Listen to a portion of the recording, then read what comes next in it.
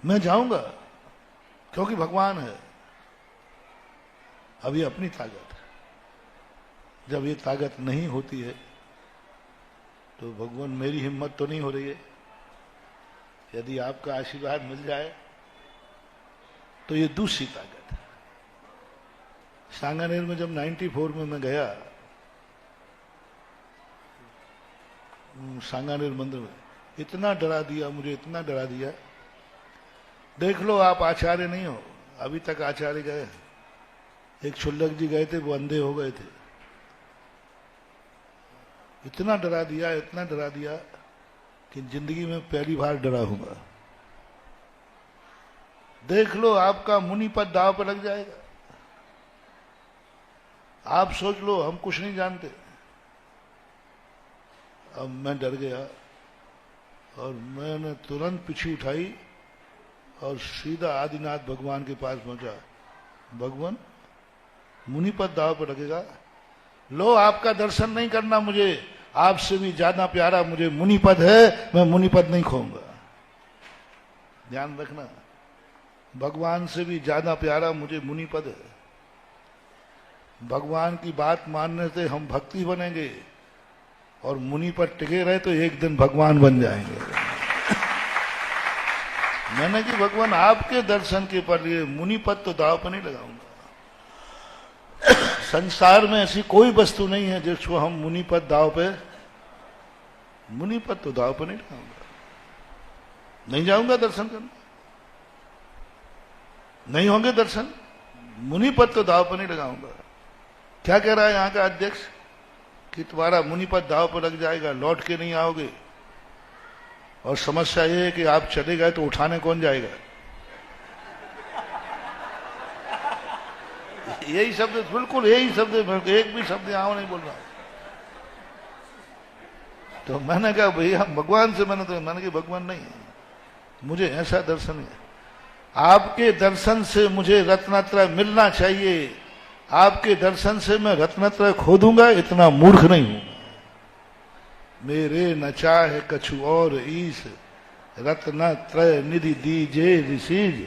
आपके दर्शन से तो रत्नत्रय मिलना चाहिए प्रभु। यहां क्या बोल रहे हैं लोग कि आपका रत्नत्रय चला जाएगा। नहीं जाएगा, मैं नहीं दूंगा। मैंने प्रणाम बना लिया, मैंने कहा आपको तो बात कहने आया हूं भगवान। लो आप बैठे रहो गुफा में, जहां बैठना हो बैठो, ना मुझे दर्शन करना ना मुझे कराना है, मैं जा रहा हूं। और मैं नाराज हो जाऊं तो फिर ध्यान रखना, भगवान भी मुझे मनाते हैं। भगवान ने कहा तू तो बड़े गुस्से में। मैंने गुस्से में हूं ना, आपके दर्शन के लिए मुनि पद खो दूंगा, ये लोग कह रहे। तो बोले उनकी बातों में तुम आते क्यों हो। भगवान ने कहा बैठ जा, थोड़ा चुपचाप बैठ, नमोकार मंत्र पढ़, थोड़ा ठंडा हो जाए। ये अंदर से भाव आता है, कोई भगवान नहीं, एक अंदर से थोड़ा शांति से। भगवान बड़े लोगों से इतनी गर्माहट में नहीं बोला जाता है। बोल तो दिया मैंने, लेकिन थोड़ी शर्म भी आ गई। बड़े लोगों से इतने गर्म होके, तेरे भगवान है तू गर्म होके बोल रहा है। मैं शांति से बैठ गया। मैंने कहा अब कहो क्या करना है। बोले किसने कहा। मैंने कहा वो अध्यक्ष कह रहा है। बोले तुझे विश्वास है कि मेरे दर्शन के लिए रत्नत्रय खो देगा। मैंने कहा नहीं विश्वास है तो जा, रत्नत्रय खो के नहीं आएगा, साक्षात भगवान को लेके आएगा। यहां मैं ये बताना चाहता हूं, मैं विल पावर खो चुका था, मैं अपनी शक्ति को खो चुका था। इसलिए नहीं कि मैं मरने से डरता था, इसलिए कि मुझे मुनि पद खोने से डर लगता था। मरने से डर नहीं है मुझे, मरने का डर मुझे नहीं है। मौत आए तो आ जाने दो। वो पावर मुझे किसने दिया। दुआ ने, भगवान ने दिया। भगवान से भगवान ने कहा कि नहीं जा, मेरा आशीर्वाद है, आशीर्वाद है, जा मूर्ति लेके आए। गया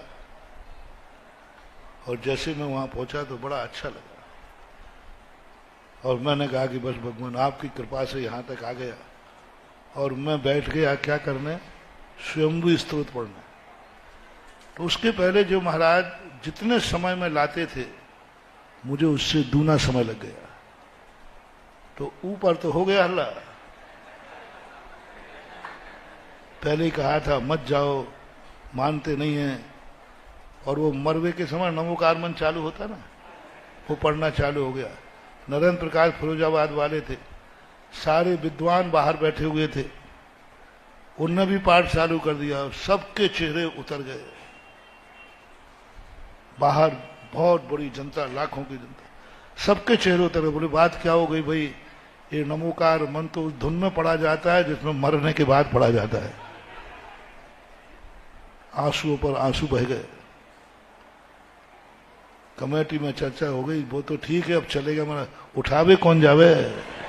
और हम आराम से मस्ती से बैठे भगवान की भक्ति कर रहे, नीचे अच्छा लग रहा था।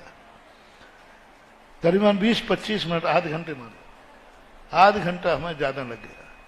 और बाद में ठाठ से आए तो पहले तो आते ही लोगों ने बड़े उससे देखा कि ओरिजिनल महाराज आए कि कहीं भूत।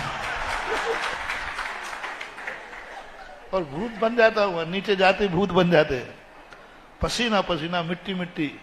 वीर सागर महाराज ने देखा है, निकलने के बाद क्या दशा होती है, ऐसी हालत हो जाती है शरीर में ताकत नहीं बचती, पसीना पसीना होता, पूरे मिट्टी से लथपथ हो जाते। तो वैसे ही लथपथ होगा तो लोगों ने ओरिजिनल महाराज तो चलेगा, कोई भूत बन करके। पर उस दिन हमने घोषणा की थी कि जिस दिन किसी के मरने की जिंदा में अफवाह उड़ जाए, समझ लेना उसकी अभी बहुत लंबी उम्र है। अब मैं जल्दी नहीं मरूंगा, क्योंकि एक बार रोने सबने रो लिया हमारे मरने पर। कहने का भाव ये है, प्रैक्टिकल करता हूं।